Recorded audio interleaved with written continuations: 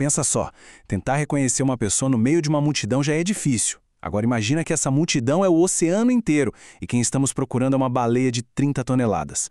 Por muito tempo, esse foi o grande desafio dos cientistas, mas parece que o jogo virou, e agora existe uma tecnologia que é praticamente um reconhecimento facial para baleias jubarte. Pois é, essa é a pergunta de $1 milhão que os biólogos marinhos se fazem há décadas. Seguir um único animal por oceanos gigantescos é uma tarefa, assim, monumental, mas é fundamental para a gente conseguir proteger esses bichos. Então como é que se fazia isso antes dessa nova tecnologia? Antes da gente mergulhar na solução nova, é super importante entender como era o método antigo. Ele era bem inteligente e ajudou muito por bastante tempo, mas ele tinha um ponto cego. E não era um ponto cego qualquer, era um ponto cego gigantesco. Por décadas, o padrão ouro era o tal do Fluke ID. A ideia é que a parte de baixo da cauda de cada baleia jubarte tem um desenho de cores e cicatrizes que é único. É como se fosse impressão digital dela, sabe? Aí os pesquisadores tiravam fotos quando a baleia mergulhava e mostrava a cauda para poder identificar cada uma. E é aqui que a coisa toda encontrava um problema. O sistema inteiro dependia de uma coisa, a boa vontade da baleia de mostrar a cauda na hora do mergulho. Mas, e se ela não fizesse isso? Acontece que um dos grupos mais importantes de todos raramente colaborava. Eram as mães com seus filhotes.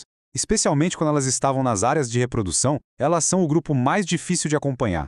Pensa bem, elas precisam economizar energia, ficam ali em águas mais rasas com os bebês, elas simplesmente não fazem aquele mergulho profundo que mostra a cauda.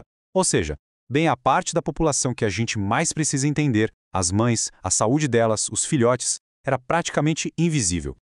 E quando a gente olha para os números, a diferença é gritante. Lá nas áreas de alimentação, no Alasca, onde elas estão comendo bastante, 93% dos mergulhos mostram a cauda. Ótimo. Mas nas áreas de reprodução lá no Havaí, esse número despenca para só 28%. A gente está falando de quase 70% das chances de identificação que simplesmente sumiam. Então, como é que se resolve um problema desses? A resposta veio de uma mudança de perspectiva, literalmente. Em vez de olhar por trás, a solução foi olhar por cima. E aí que entram em cena os drones. Voando lá no alto, de forma segura e sem incomodar os animais, eles conseguem capturar imagens com uma resolução absurda, dando uma visão totalmente nova das baleias. Esse novo processo, que foi batizado de Aerial ID, é bem direto. O drone sobe e filma, aí os pesquisadores pegam as melhores imagens da cabeça e das costas da baleia e, por fim, um software ajuda a analisar padrões únicos no corpo dela. Mas que padrões são esses? A primeira característica são os tubérculos. Sabe aquelas protuberâncias, tipo umas verrugas que as jubartes têm na cabeça? Então, o jeito que esses nódulos estão organizados ali é único para cada baleia. É como se fosse uma constelação de estrelas particular na cabeça de cada uma. A segunda característica é ainda mais curiosa. Ela vem de um outro bicho, o tubarão charuto. Esse pequeno predador deixa umas marcas de mordida bem redondinhas super distintas. E os padrões aleatórios que essas cicatrizes formam no corpo da baleia adicionam mais uma camada de identificação, mais uma parte dessa impressão digital aérea. Com esse método novo em mãos, a equipe de pesquisa foi testá-lo para valer na temporada de 2022. E o que eles descobriram? Bom, mudou completamente as regras do jogo. O impacto foi imediato e foi drástico. Enquanto o método tradicional, o da cauda, identificou 772 baleias, o método novo, dos drones, identificou 1.437. Eles praticamente dobraram o número de baleias conhecidas numa única temporada. É muita coisa.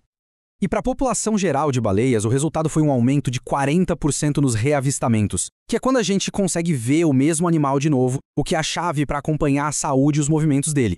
Um salto impressionante. Mas o resultado mais espantoso de todos veio daquele grupo que antes era invisível. E aqui está o número mais poderoso. Para as mães que estavam amamentando, o aumento nos reavistamentos foi de incríveis 227%. Aquele ponto cego não foi só diminuído, ele foi totalmente eliminado. Foi como acender a luz num quarto escuro. Pela primeira vez, os cientistas podiam de fato acompanhar a história dessas mães e filhotes ao longo de uma temporada inteira. Se a gente olhar aqui nos dados das mães, o número total de vezes que elas foram vistas de novo pulou de 76 com o método antigo para 249 com o novo. A capacidade de seguir a jornada de uma baleia-mãe foi, assim, completamente transformada. Ok, o método funciona super bem em uma única temporada. Mas para a ciência que olha para o futuro, a longo prazo, uma pergunta ainda ficava no ar. Será que esses padrões novos são estáveis? Afinal, uma impressão digital só serve se ela não mudar com o tempo. Essa era a prova de fogo. As cicatrizes do tubarão charuto podem até sumir com o tempo, mas e os tubérculos na cabeça da baleia? Eles seriam permanentes o suficiente para rastrear um animal por anos, ou quem sabe até décadas? E a resposta foi um belo de um sim. Os pesquisadores conseguiram combinar fotos da mesma baleia tiradas com 6 anos e meio de diferença. Isso provou que o padrão dos tubérculos pelo menos é incrivelmente estável.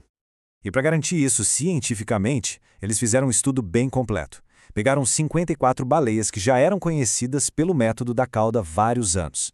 E aí, usando só as imagens de drone, o sistema conseguiu encontrar e dar match em todas as 54. Era a prova final de que o método era confiável de verdade. Então, temos uma ferramenta nova, poderosa e confiável. Mas e daí? No fim do dia, o que isso significa para as baleias? Como é que esses dados se transformam em ações de conservação no mundo real? Essa descoberta abre um novo universo de pesquisa. Agora, os cientistas podem acompanhar a saúde de uma baleia, ano após ano, vendo como ela reage às mudanças no oceano. Eles podem finalmente medir o custo de energia gigantesco que é para uma mãe criar um filhote e como isso afeta a sobrevivência dele. E todos esses dados super precisos ajudam a criar modelos muito melhores para proteger a espécie inteira. No fundo, é como se a pesquisa com baleias tivesse saído da era da fotografia e entrado na era do cinema. Antes a gente tinha uma foto, um momento congelado da população. Agora é possível acompanhar o filme da vida de cada indivíduo, entendendo seus desafios e sucessos ao longo do tempo. E isso deixa a gente com uma pergunta fascinante no ar. Essa tecnologia está nos contando a história de vida das jubartes.